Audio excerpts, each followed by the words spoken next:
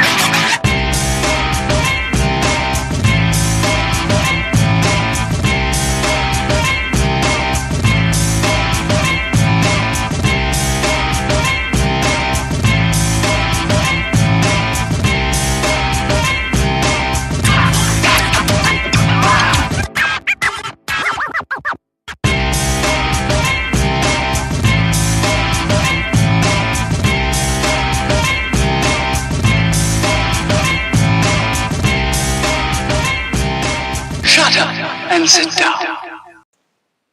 All right, good evening, everyone, and welcome to the 360 Sports Show. I am Andy Pizzelli. He is Christian Lauber, and we are recapping the biggest stories from the past week in sports.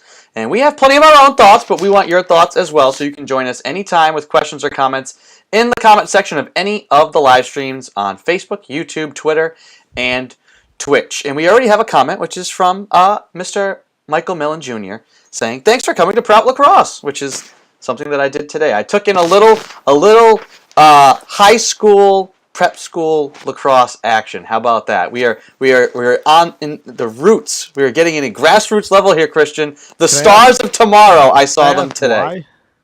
Why? Yeah. Giving some love to Mr. Michael Millen Jr., man. Gotta. Local product. I'll be honest though, I saw, good evening, says Colin, jumping in right away here. I saw Prout's goalie made like 36 saves, which in lacrosse is kind of insane. So I did perhaps, yeah, he says best goalie in the state. So you're missing out, Christian. You missed out on a good one. I'm good. I graduated from Prout. I did my service. That's true. That's true. That's where the animosity is coming from. Like, why would you go to a Prout thing? Anywho, we have plenty of other things to. That's actually, this is probably going to be the highest, most positive point of the show because we have plenty of other things to complain about. So, Christian, let's just start with. We're going to get into basketball and all that stuff. Celtics play tonight. We're going to try and breeze through this. The NFL draft was last week. And if you are a New England Patriots fan, I think you come away from that draft feeling bummed. And so I guess I'll just ask you the question. Do you feel better, worse, or the same about this Patriots team after the draft?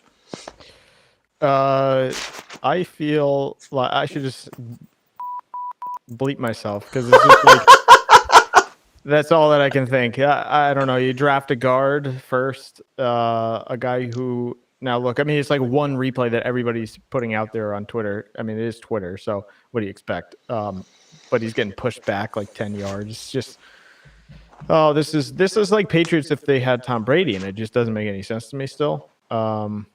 They got faster, kind of. They drafted 2 running backs and a quarterback in the middle of the draft. And then they're selling... And a corner who might be playing offense, too.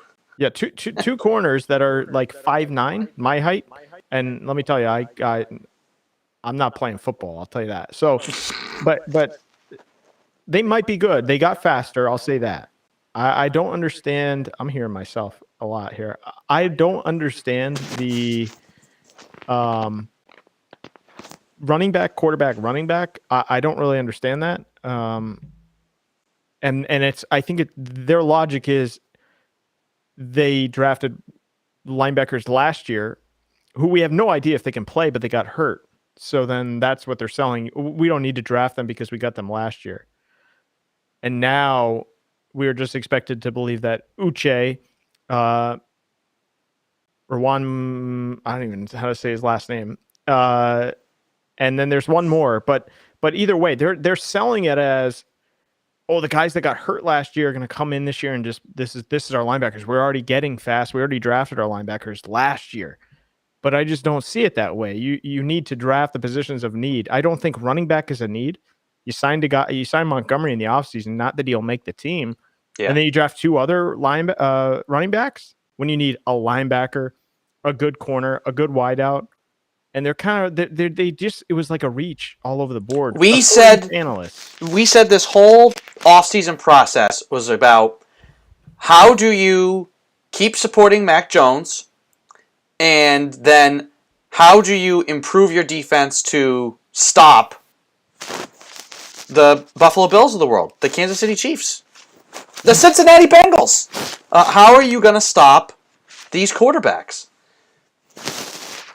I don't see any answers, and I don't even see it the other way where it's like, well, there's forget trying to sell out to stop them because you can't. So we'll get away with less talent, but a scheme that maybe can just like slow a game down and play zone and blah blah blah, make them earn it, dink and dunk, and we're gonna win games in the 30s. We're gonna have track meet games because we're gonna have one of the top 5 offenses. I don't feel that way either. Looking at this roster of top 10, top 5 offense, a lot of reaches. I mean, it's not like for a team that is all about value, you'd think taking a 4th round player in the 1st round would not be MO, but somehow it is. And their rationale is our guy. He's they got the guy that they wanted. They don't care how they got him. Well, you should. You should want to get 1st round players in the 1st round. Eyes on a guy. That makes sense, though. Yeah, exactly. What you just said makes sense because it's they don't evaluate by talent, they want value. So they see the value in drafting a guard who can also maybe play tackle, which we have or center or tackle or all positions on the offensive line when we don't know that, instead of going after the talent that's in the 1st round. Sure, but why not wait till day 2? You could have trade back. I'm agreeing with you. Trade back again. I would have been fine if they. I mean, maybe not fine. No. I would have maybe been pulling my hair out. I wouldn't have eyebrows. Would you rather have those running backs or leapfrog somebody else and get a linebacker that can play? Exactly. I thought they would get. I thought they would pick up one guy to be a running back in like the 4th or 5th round. I mean, they've had luck with that with Ridley and Vereen and heck, even James White. I really wanted them to go after Nakobe Dean. He was in reach too. I know. Right there at 19, I think. That's a guy that can move laterally and he's fast. Yeah. But no, we have Cameron McGrone, who we haven't seen play, who's a 5th round pick. And then we have Rowan McMillan, I think his name is. Yeah. Something like that. He also, we don't know if he can play. So, comment section agrees. Collins has filled many positions of need, but way too much reaching. And another QB who might be a receiver after the draft. Nick says, don't forget about the 2 running backs to add even more depth to an already stacked position. Colin agrees, same thing. No need for a 2nd running back. Cam McGrone is nasty when healthy, says Nick. We haven't even seen him play an NFL game. How do we know he's nasty? Colin says it's the 1st round that angered me the most. Watched so many defensive playmakers go off the board after trading down, and then took a guard 40 to 60 picks too early. Unbelievable. And that's right there is my point. I mean, it'd be one thing if they kept trading back, and it's like, hey, they picked up they're going to have 4 second-round picks next year or something, and because they didn't like anybody, and the guy that they had graded the highest ends up being Cole Strange. And you know what? Maybe you reach and you take him late 2nd round. But you've gotten something by moving back. No, you just picked the guy. I mean, we laugh at other teams when they do this. We don't rationalize. No one rationalized the Raiders just drafting the fastest guy in the draft with a top 10 pick when people didn't have him on their board at all. The only Strange I would have drafted in the 1st round is Dr. Stephen Strange, and he wasn't even in the draft. So that's about where I'll go with that. The only other thing I'll say is a master of the mystic arts. When everybody gets all geeked up about, oh my god, we have 2 more picks in the 2nd round, and then they draft 2 more players and they all blow, then what? What? Go get 1 good player as opposed to 4 crappy ones. You know what I mean? Yeah. Sorry, 4 special teamers. I mean, I'm a crappy player. I think that's, there's the line, but you understand the point. Yeah. Nick says, I like Strange as a player. I hate where we picked him. Yeah, I mean, this is the thing, though.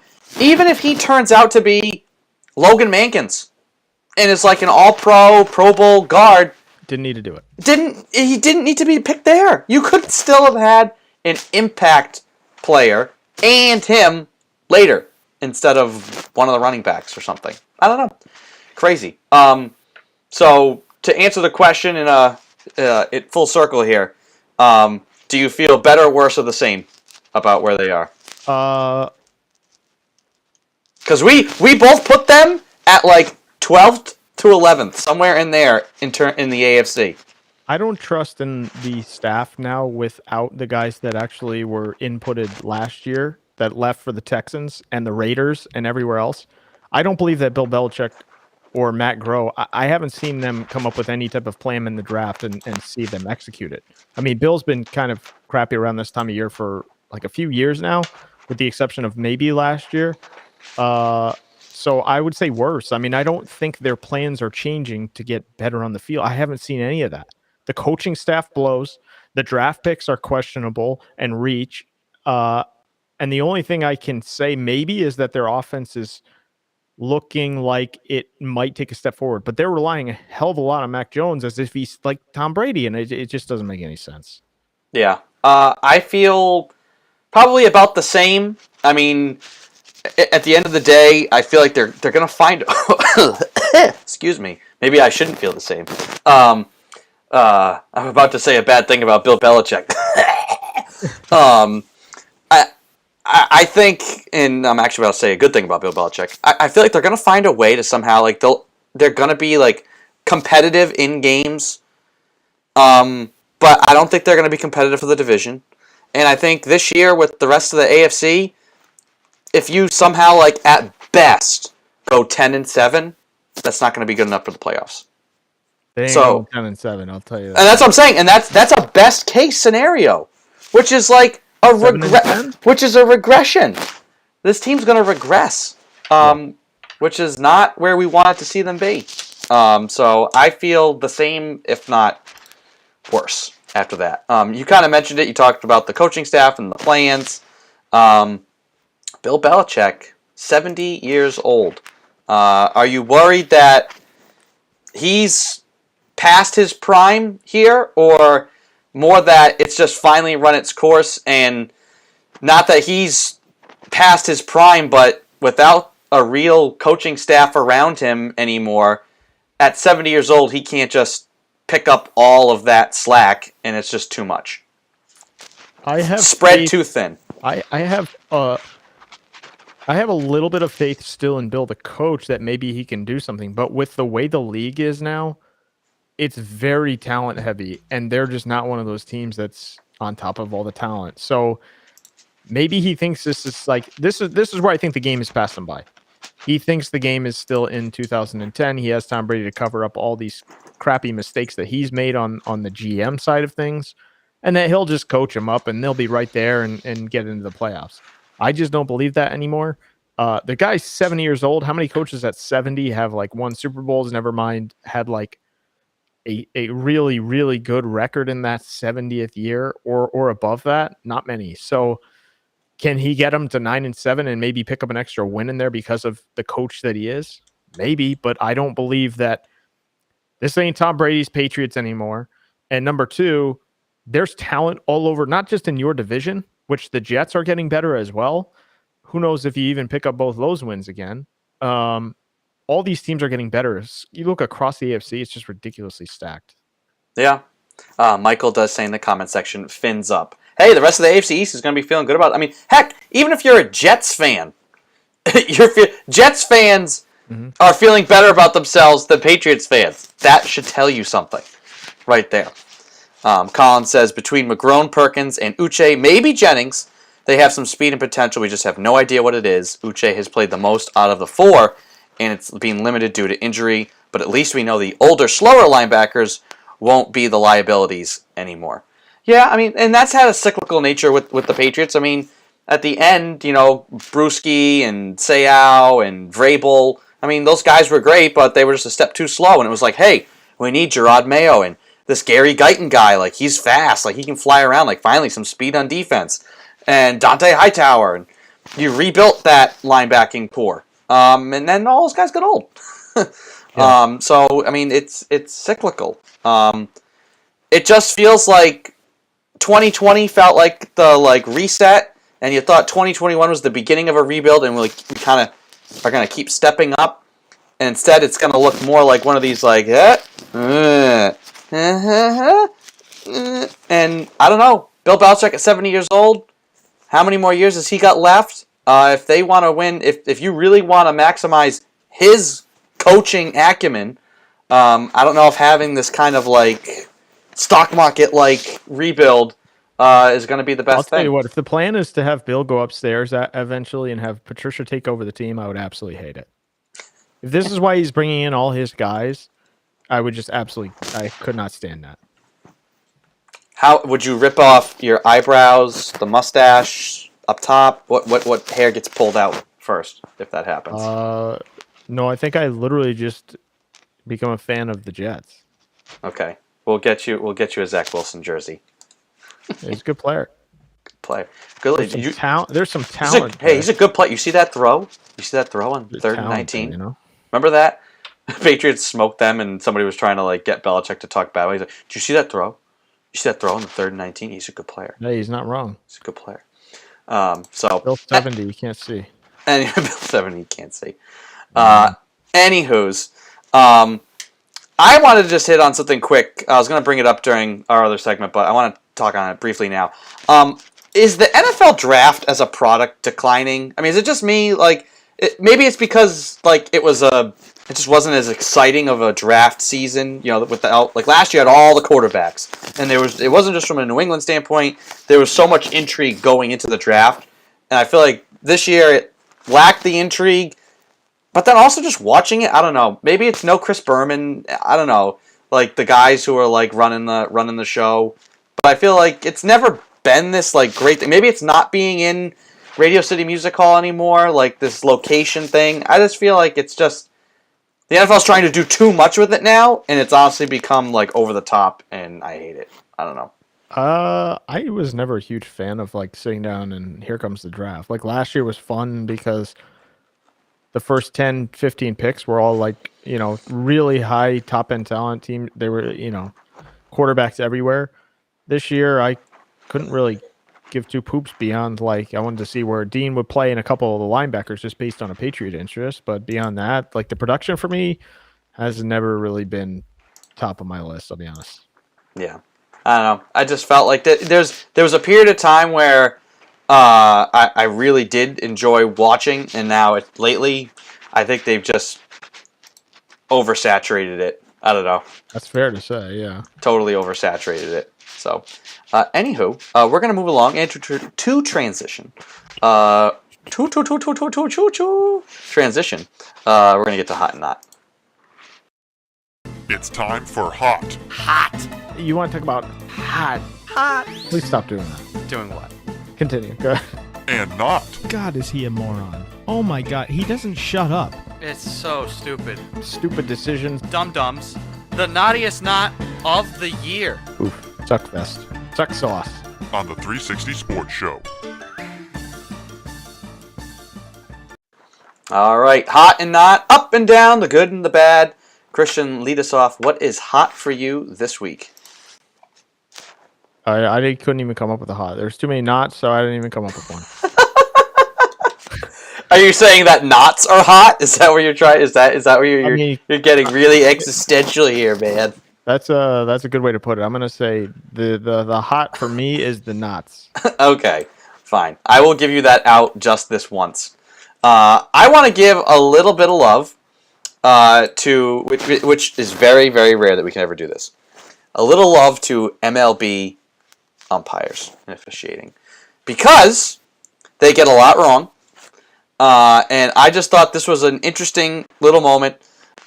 This was in the Mets-Braves game yesterday. Umpire Chad Fairchild, it was strike 3, like right down the pipe. Oh, I saw it. Would have ended the inning. And the guy, he's like, ball. And everybody's literally walking away. And we're like, what? How? And they show the replay, and it's like, okay. Yeah, it's like that's in the strike zone. Like, let's look. Let's see. Did it was on the plate? Yep, right over the plate. Everything like bang, right down the middle. Walks the guy, and then they end up getting out of the inning. And Chris Bassett, when he was walking off, the umpire Chad Fairchild got his attention and literally was like, "Hey, that's me. That's my bad. My mistake." Which I just thought was cool because how often do we see the umps like really get self-absorbed? Like, no, I saw it how I saw it. No, I didn't screw it up. Yeah, well, one of the umps is on my not list, so there you go. Exactly. So it goes both ways. So I just thought in an instance when a guy it did admit that he was wrong, and it didn't end up costing the Mets anything in that inning. To like go out of his way and say, hey, you know what? That's on me. I totally screwed that up. That's my bad. I thought, I give that a thumbs up. I give zero credit for admitting that you were blatantly wrong. I just give zero credit for that. All right, Christian, go ahead. Unroll the scroll of knots that you may have produced. Where do I even start? Angel Hernandez. Rob Williams getting kicked in the balls from Giannis's, as Kevin Durant would put it, big ass foot. I had a few others if I can find them, but Zion Williams is on my list. This one really annoyed me that he's like looking for a new contract and he's like eager to get back with the Pelicans. Guy hasn't played in like what? How many games has he played in the last 2 years? This guy annoys me now. He could be on the list for me like every week because he's just like, he's never on the court. Supposedly he has a foot injury. Supposedly he's out of shape. And then he's wanting a new big ass contract. It just, that one really went like, straight to my head. And I said, okay, that's enough for the week. Easily. The list could go on, but I will let you, go. I mean, you could also throw if you're just rattling off people that have pissed you off. I mean, Ben Simmons. I mean, another one who Sure. I just can't grasp what's going on there. Kyrie Irving's on the list. Apparently, he is now GM, owner, player, and coach of the Nets. That's just great. Yeah. Yeah. Goodness. Well, for me as a knot, and I'll stick with the NBA because that's what we're going to transition to here quick. Is Doc Rivers leaving Joel Embiid in Game 6 versus Toronto On the list. up 29 points. It's like 3 minutes to go, or less. Maybe even 2 minutes to go. You're up 29 points. Now, I know a lot was made coming into that game about Doc and his teams and being able to close teams out. And I'm sure the message was, we're going to play a full game. If it was like 10 points, 12 points, even 15, I'd say, and your stars are still in there, you're like, we're closing the game out. Close the game out. Okay. When you're up 29 points, and there's 2 minutes left, you've won. You've won. Even if the bench comes in and literally goes, here you go, and just keeps throwing the ball back in bounds to the Raptors, and the Raptors are shooting 3 after 3 after 3 after 3, there is actually literally not enough time left in the game for them to come back. So, it just, and of course what happens? Embiid like goes to the rim, and Pascal Siakam, or no, it was the other way around. He was in defense. Pascal Siakam goes to the rim because they're PO'd about losing. Their season's going to be over. And he gives Embiid an elbow to the face. He goes off the court, and I was like, "You idiot!" He's got a concussion now. He's going to be in some sort of protocol. Well, he's that, and he fractured an orbital, and so who knows how much time he's going to miss. And of course, they are down now, 1-0 to the Miami Heat. And so that little decision of like what to rub it in. You want to rub it in against the Raptors? Well, you may have just cost your team a shot at a championship because Embiid's been one of the best players in the league all year. Wouldn't be the first time Doc has cost his team part of a championship when the way he blows those 3-1 leads. But hey, you know what? It is what it is. Yeah. All right, I just sent you something too. I had to play this because this guy is just, I mean, he's an older guy, so I don't like, but it's just like time after time now. John Sterling appears. Time after time. No one needed that. John Sterling ends up on my feed, and it is just pure gold. I just can't. Is this now? I wonder. Yeah, he must be back calling the games because he had one of these last year. You can get rid of Abba here.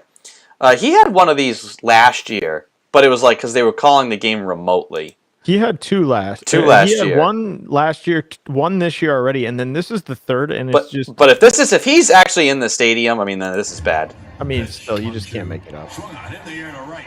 Back goes Stanton on the track at the wall, leaping, and she is gone.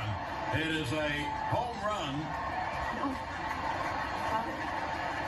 They're all waiting. And why are they waiting? Because Stanton caught the ball. Because Stanton caught the ball. Chapman. Stanton never threw the ball back in. No, Stanton just robbed Chapman of a home run. Wow. What a play by Stanton. Oh, that's painful. I mean, yeah. That's Now painful. wait a minute. Everything ends with. Now wait a minute here. What happened? He caught the ball, John. Why are they all waiting? Because he caught the ball, John. I mean, I feel bad, but because I've blown calls, but there's nothing worse than the a guy caught it versus home run. If you screw that up, so you look, there's an official. If he's going like this, home run. If he goes like this, it's out. Don't say it if you're not sure. So, I've been there. Made plenty of mistakes on air, but yeah, those are tough. I mean, he does this now like every week. It's just he always ends up on my feed. In your MLB errors feed. Yep. That you follow. Anywho, so let's talk quick about the NBA. To update, all 4 semifinal series have all gone one game in. I already said Miami up on Philly 1-0. I think Miami's going to take that series easily. Do you disagree, Christian? And can we just move on from them? Yep. Miami is going to easily take that series. So Miami to the conference final. Phoenix is up on Dallas 1-0. I do think Phoenix is going to handle business. However, I do worry about them long term because they're still relying on Chris Paul so much to do everything, which is like, it's great that he can. He went, 14 of 14 in the closeout game versus New Orleans. But come on. You need the other guys, Bridges and Booker, to be the ones, and Ayton leading the charge here. That way Chris Paul can get to a finals and have some gas in the tank. Yeah, 100% agree. I mean, if Doncic is going to go for 50 and the Mavericks are going to lose, they have absolutely no shot in the series. So, I mean, kiss that one goodbye. And now Phoenix, we'll see what happens in the next round. Depends if it's Golden State, Memphis. Either way, that's going to be a tough series for them. So yeah, Golden State up 1-0 on Memphis. They hang on to win against the Grizzlies. Grizzlies put up a great fight. Now, granted, some controversy. Draymond Green ejected for, I think, warranted. I mean, everybody's up in arms. Like, I don't. You don't think it's warranted? I mean, No. In today's NBA. I guess you're just. I mean, you're basing it on his track record instead of the actual play, though. No, I'm basing it on how I see them officiating things. I don't think that he should have been ejected for that. But by the way they officiate it now, of course he got ejected. Different questions, but yeah, should he have gotten ejected in that situation? I don't love that. I don't know. It's a playoff game. Number one, number two, like. It's not like he just absolutely let him fall and crash to the ground. Yeah. He hit the ground hard. It wasn't the dirtiest thing I've seen from Draymond. Yeah, no, it's not the Ron Artest like elbow to the back of the head type of thing. I mean, he smacked the guy in the head and then tried to hold him up. This is like Brad Marchand in the NHL. He has a track record, so naturally they're going to take a second look at it. Yeah. Memphis, they survived the scare with Minnesota. And just a quick hit on Minnesota. Man, that team, so good, but boy, they just can't. They just squander games. Karl-Anthony Towns, I love him, his talent, but he just looks so out of control sometimes. Offensively, defensively, just kind of just wild, just like flailing out there on the court. Just no control, it seems. So, I mean, they were more than capable because Anthony Edwards, if you learned one thing out of that series, legit. Anthony Edwards is legit. So they have some good things going there in Minnesota that they just gotta, I don't know, they gotta figure out some composure things. I do think that Golden State is gonna win that series. I think 6 or 7 though, but yeah. Yeah, I mean, just because of the defense that Memphis plays and the hustle they play, and Golden State is a little bit longer in the tooth, so a longer series, might start to wear on them in that core. The core guys with Green and Curry and Thompson.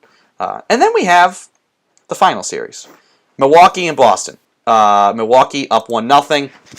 That series, Game 2 starting right about now. No Marcus Smart tonight. Celtics take 53s. They make about 10 of them last game.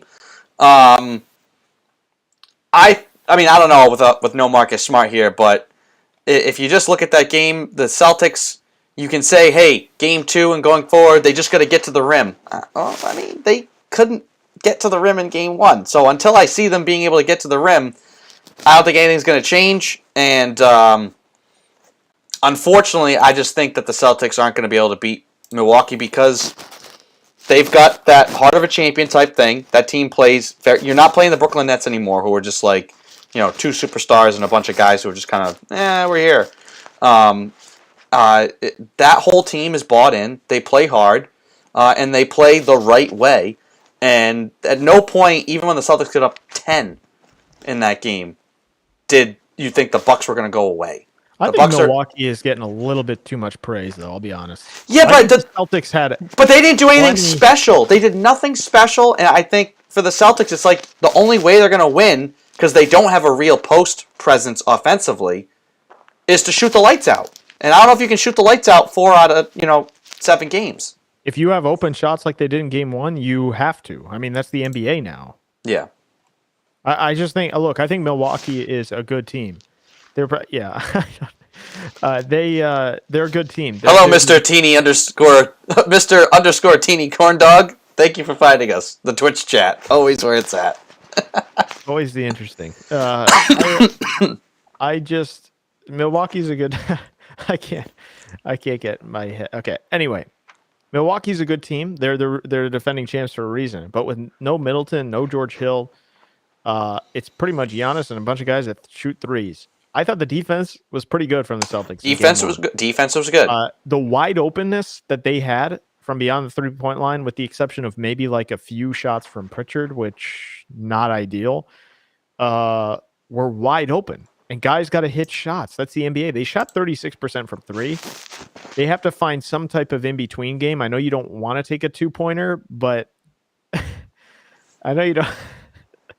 Okay. I know you don't want to take a two-pointer. Oh, okay. Emojis don't show up well on the... Yeah, apparently not. Not in the Twitch chat. Nice Elmo making a catch. I would say overall, it's just they did a good job on Giannis, but the key is going to be, can they shoot the ball well? And they have to find an in-between game. So I'm getting distracted here. Concentrate, Christian.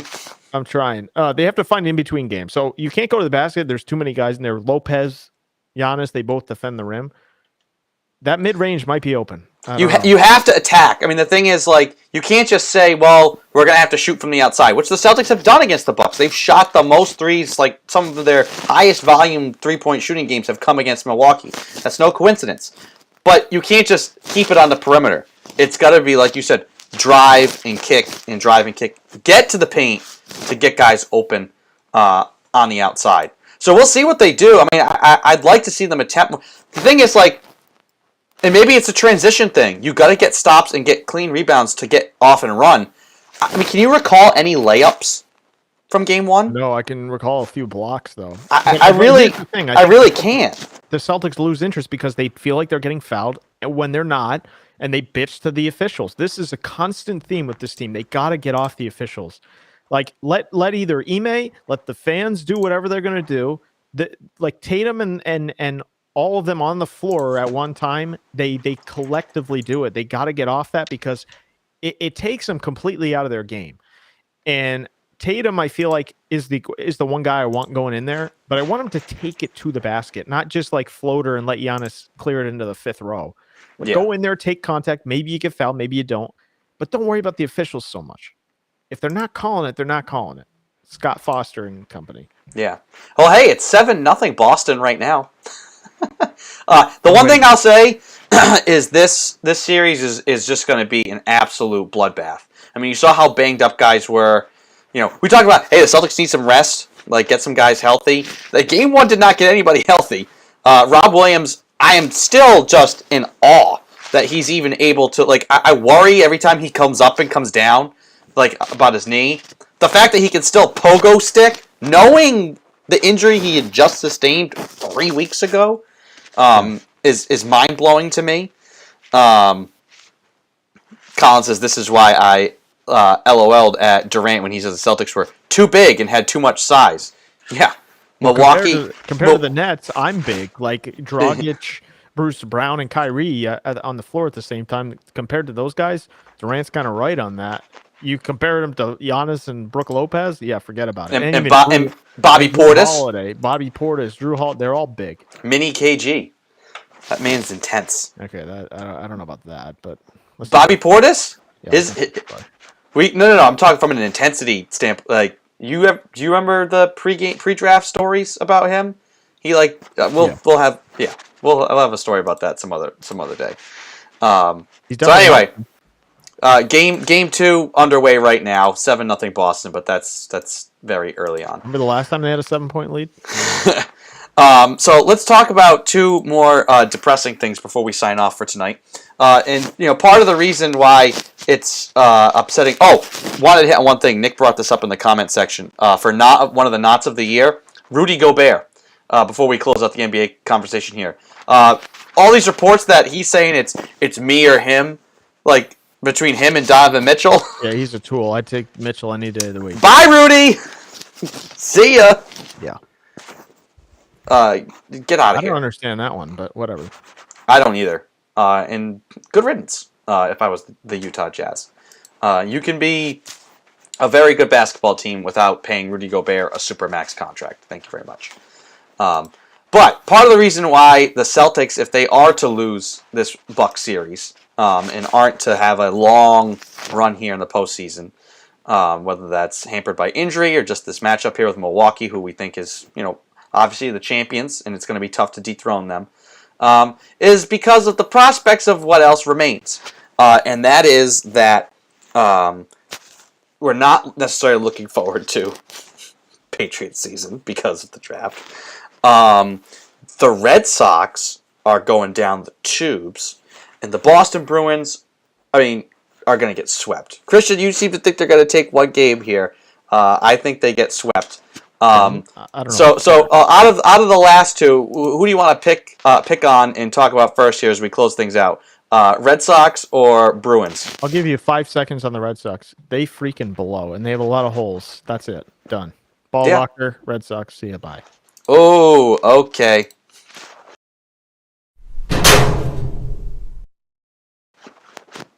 They're gone. Yeah, gonna be a while before we pull them out. I'll tell you that. If we do. If we even ever do. Which is, hey, that's why I said I was not enthused at all about things coming into this year with how they built this roster, and having a bad start only tells me that I think they're going to start selling. And hey, heck, you might see Devers and Bogarts gone by a trade deadline this year. Mm-hmm.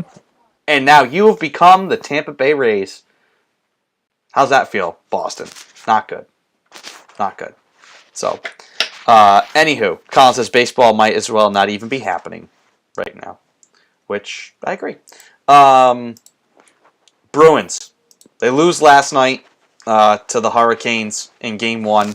I necessarily didn't think that they were going to go anywhere. I think, we've been wanting to see, and I don't even know if the Canes will go where we expect them to go, because they haven't ever been there and done that yet as a franchise. So, are the Canes going to live up to expectations here and make a Stanley Cup final? I don't know. I still don't have faith in that. Are they going to be able to dispatch this Bruins team easily? Yes.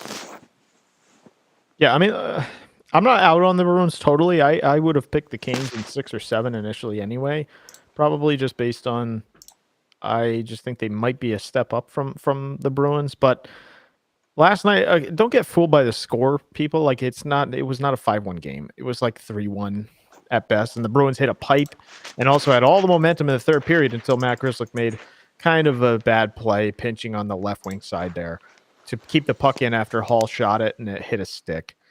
And then you got a 2-on-1 going the other way. So I mean, look, Hall, I thought was your best player last night. I thought Ullmark played okay. He's going to go in game 2. I don't think that was your issue. The issue was dumb turnovers, and when you have the momentum, the problem for the Bruins is second period. For whatever reason, they get psyched out or something in the second period. The long change, they got caught out there a number of times because they can't get the freaking puck out of the defensive zone.